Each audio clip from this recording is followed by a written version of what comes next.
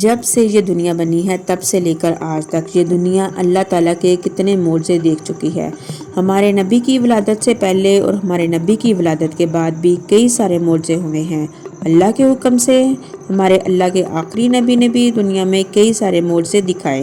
انہی میں ایک معجزہ اللہ نے تب دکھایا تھا جب نبی کریم صلی اللہ علیہ وسلم کی دعا سے وقت رک گیا تھا۔ آخر یہ معجزہ کب اور کس وجہ سے پیش آیا تھا، آج ہم آپ کو یہی بتانے والے ہیں، اسی لیے ویڈیو کو آخر تک ضرور دیکھیں اور اسے ذرا بھی مس نہ کریں۔ نبی کریم صلی اللہ علیہ وآلہ وسلم اور شیر خدا مولا علی کے کئی سارے قصے اسلامی کتابوں میں موجود ہیں۔ انہی میں ایک قصہ ایسا بھی ہے جب مولا علی کے لیے رسول اللہ صلی اللہ علیہ وآلہ وسلم نے اللہ کی بارگاہ میں ایسی دعا کی تھی جس سے وقت اپنی جگہ پر رک گیا تھا۔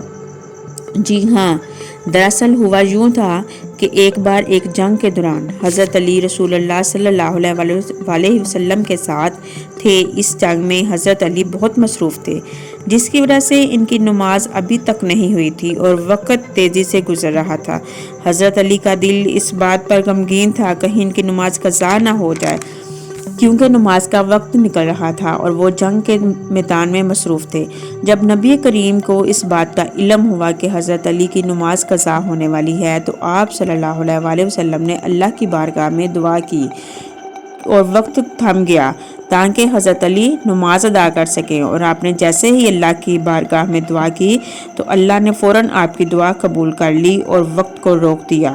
سورج اپنی جگہ ٹھہر گیا اور وقت اس وقت وہیں رک گیا، اور وقت تب تک آگے نہ بڑھا جب تک حضرت علی نے اپنی نماز ادا نہ کی۔ سبحان اللہ! آپ کو بتا دیں کہ یہ پہلی بار نہیں تھا جب وقت رک گیا تھا، بلکہ اس سے پہلے 3 بار وقت اپنی جگہ پر رک گیا تھا۔ ایک بار وقت تب رک گیا تھا جب حضرت یونس علیہ السلام کو مچھلی نے نکل لیا تھا اور آپ نے اللہ کی بارگاہ میں معافی مانگی تھی، جس کے بعد اللہ نے مچھلی کے پیٹ میں وقت کو روک دیا تھا۔ اور ایک بار وقت تب رکا تھا جب کسی وجہ سے حضرت بلال نے اذان نہیں دی تھی تو اللہ نے وقت کو روک دیا تھا، اور ایک بار وقت تب رکا جب نبی کریم صلی اللہ علیہ وآلہ وسلم معراج پر تشریف لے گئے۔